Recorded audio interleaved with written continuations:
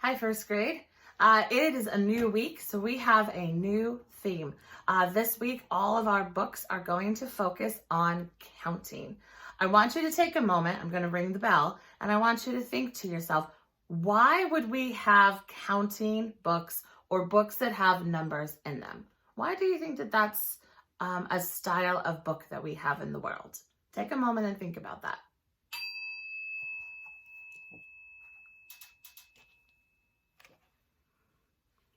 Great.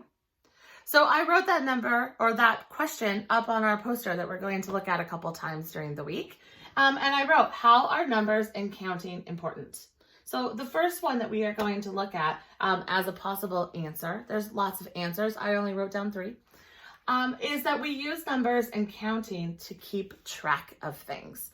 Sometimes that could be keeping track of things that we see or that we notice. It could also be a way for us to count and keep track of things that we need.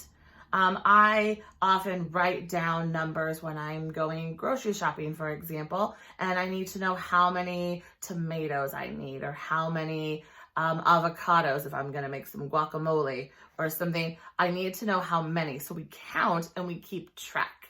In this book, which I shortened to just Mountain, and you'll see why in a moment because it's a really awesome book, but it has a really long name. So I just put one word of it down here. In this book, each page shows a mother with her young, and babies from different animals have different names. So I use the word young in this place to denote all the different types of babies in this book. And we count them to keep track of how many babies each mother has. So we're counting to keep track. So that is what our focus is going to be for today as one way or one reason why numbers and counting are important.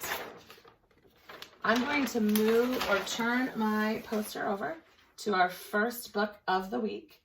And I'm going to show you the cover of this book and tell you a little bit about it. I have to look. Can you see it? Perfect. This book is called Over on a Mountain Somewhere in the World.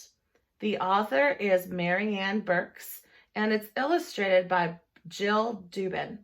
And in this book, there are different animal mothers and their young, and they're shown on different mountain ranges on all 7 continents of the world. This also shows some different ways that nature can protect animals and help them survive. It has like a really nice little sneaky way that we're going to look at just a little bit in this book today. This book also is based on an old song called Over in the Meadow. And I'm not going to sing it as a song, but it does have some rhyming and a poetry sound to it that you might notice, and you might even recognize the song that the story comes from. So before we start the story, I want to talk about our words. And I have 3 words that I found this week, or for today, that I want to focus on. The first word is the word evergreen. And evergreen simply means a type of plant, usually a tree or a bush, that doesn't change color in the fall. That means it doesn't lose their leaves. We have lots of coniferous plants and trees like pine trees or firs and all kinds of trees and bushes that have needles on them instead of leaves. And in the winter or in the fall, when leaves fall down to the ground, they don't lose their needles. They stay green. So when we think about like Christmas trees, that is a type of evergreen because it stays green all the time. It's evergreen. Green forever. So that's our first word. Our second word is the word forage. And forage is a really fancy word to say searching for food. Usually we're talking about animals when we talk about things that are foraging or who forage for food.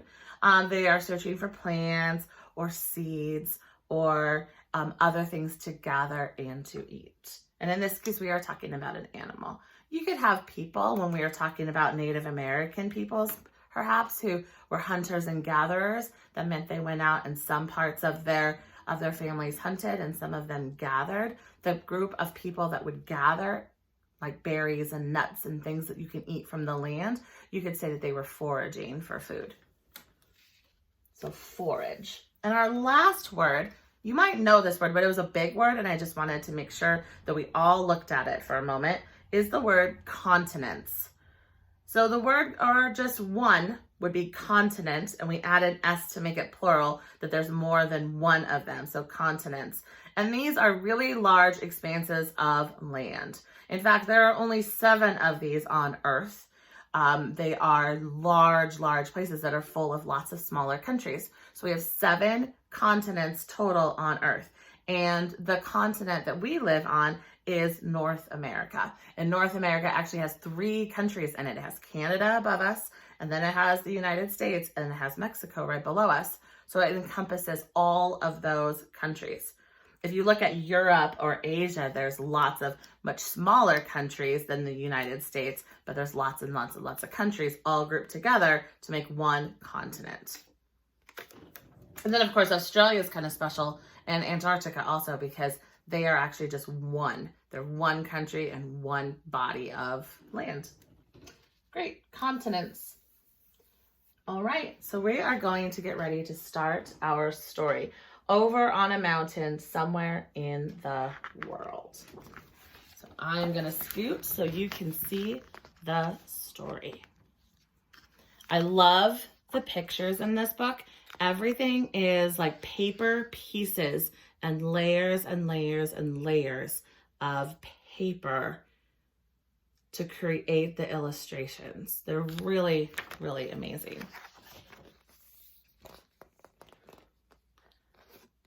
Over on a mountain, grazing in the sun, lived a woolly mother llama and her little cria one. Roll, said the mother. I roll, said the one. So they rolled in the dirt, grazing in the morning sun. Do you recognize the song?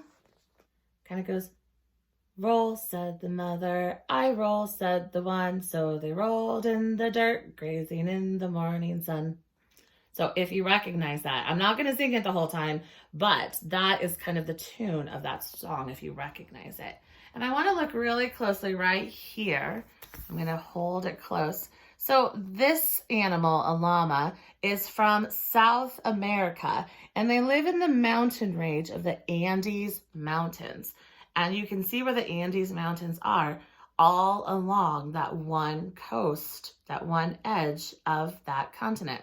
So South America, of course, is below us, below North America. Here is our next animal. Do you know what this animal is? I think you probably do. Here's a 2. Over on a mountain where the bamboo grew, lived a giant mother panda and her little cubs 2. Eat, said the mother. We eat, said the 2. So they ate and ate where the bamboo grew. So I also noticed that this book is pointing out different words to mean babies. So the first one said the mother llama and her cria. And this is saying the mother panda and her cubs, or one would be a cub. So we have different words for different babies. This animal, the panda, is in Asia in the Minshan Mountains. And it shows you they're a lot smaller than the Andes, but they're right there, kind of at the bottom.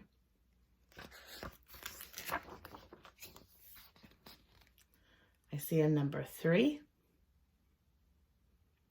Over on a mountain near an evergreen tree, oh, I hear a vocabulary word, lived a mother alpine ibex and her little kids 3. Climb, said the mother. We climb, said the 3. So they climbed on a ledge near an evergreen tree.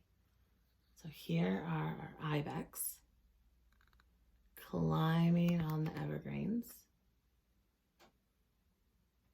And let's look and see where these animals are from.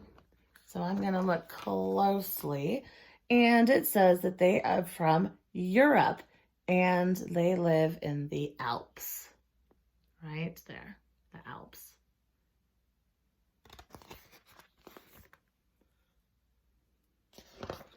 Our next animal, I love this one. I think he's so cute. So cute. Over on a mountain where they often would snore, lived a stocky mother wombat and her little joeys 4. Sleep, said the mother, we sleep, said the 4, so they slept in their burrow where they often would snore. So these are wombats. And a burrow is kind of like a cave or a little den that they are underneath the ground sleeping. These animals are found in Australia in the Blue Mountains.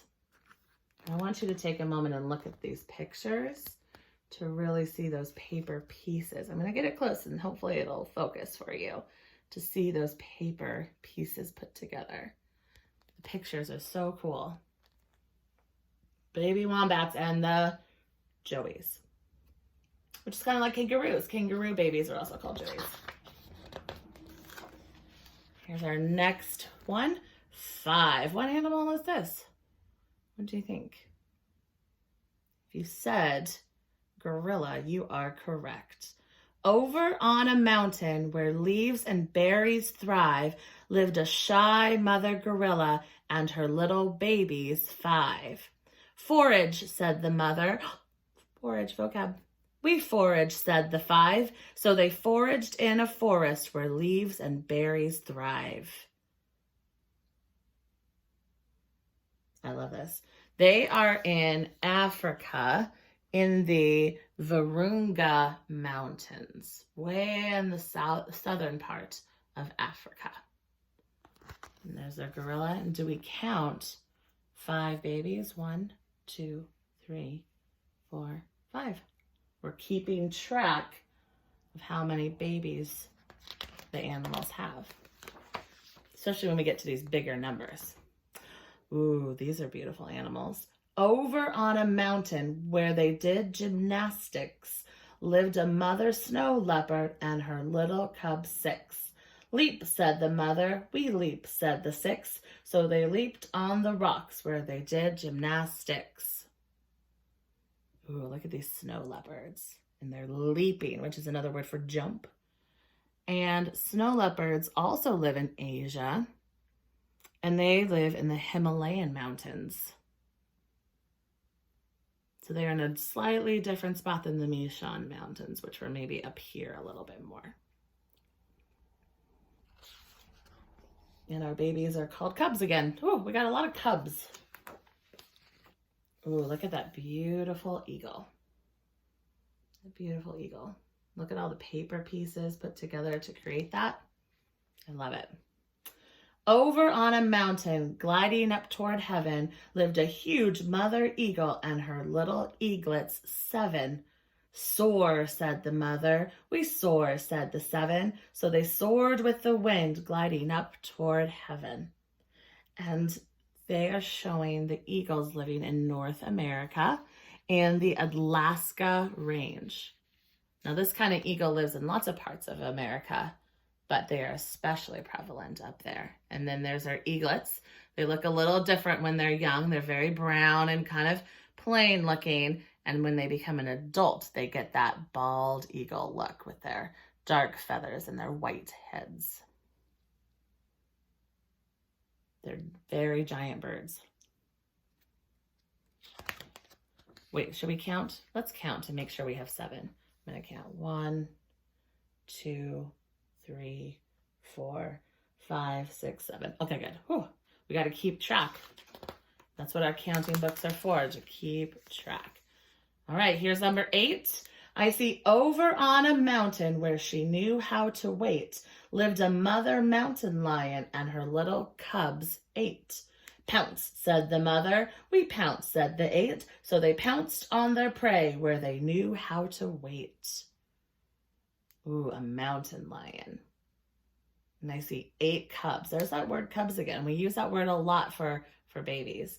1, 2, 3, 4, 5, 6, 7, 8 babies. And they are showing this animal also in North America in the Rocky Mountains. The Rocky Mountains run along the whole one length of our country, down through Colorado and Wyoming.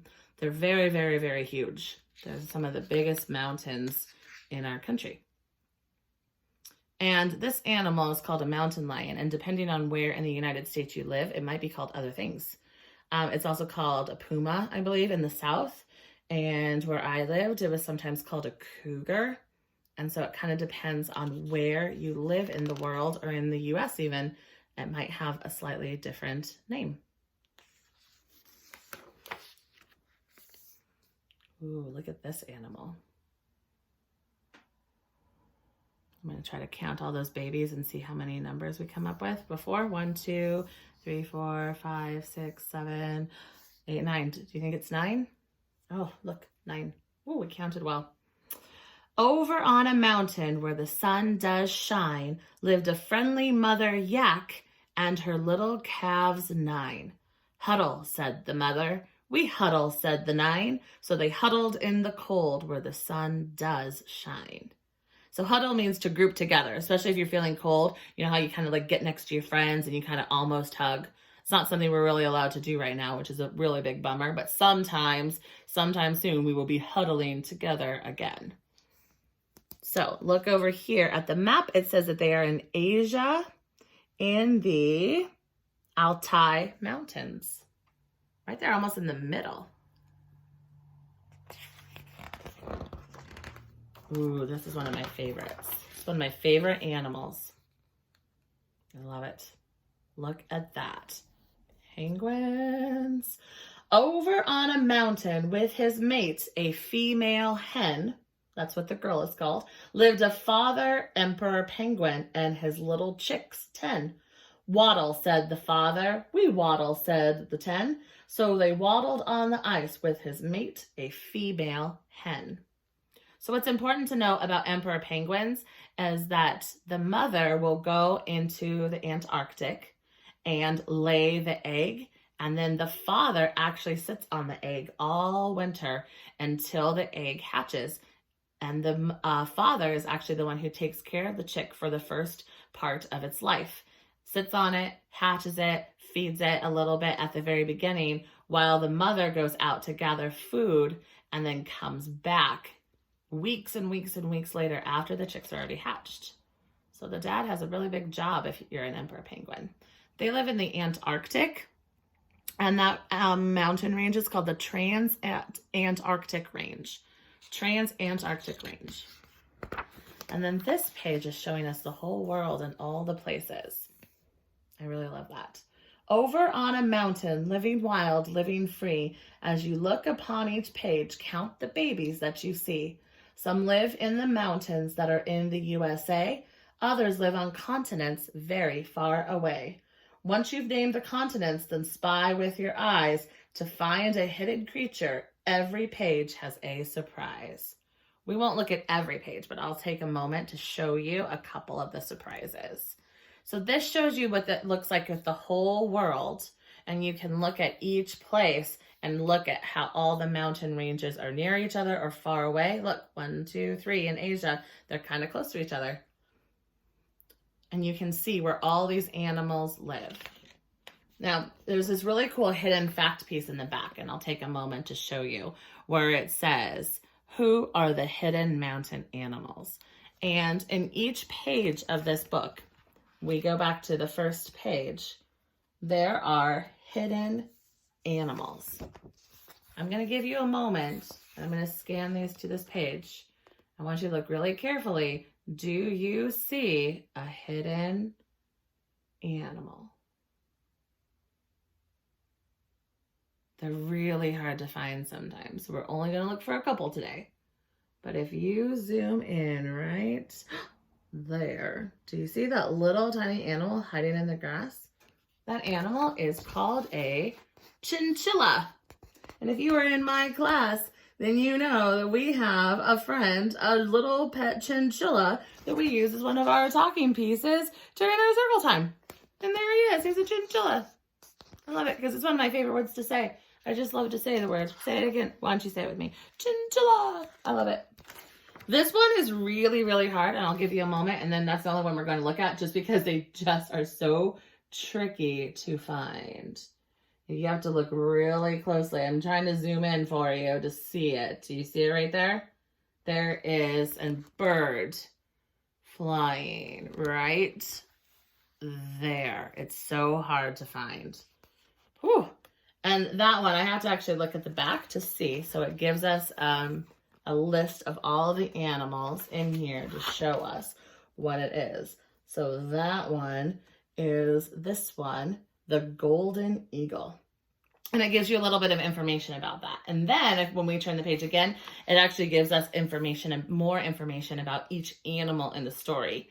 So when we get back to school, this is definitely a book that we'll want to put out so you can look at all this really cool information about the book and about those animals more, besides just counting about their babies. Nice. So what I'm going to ask you to do today is we're going to be really thinking about where these animals come from.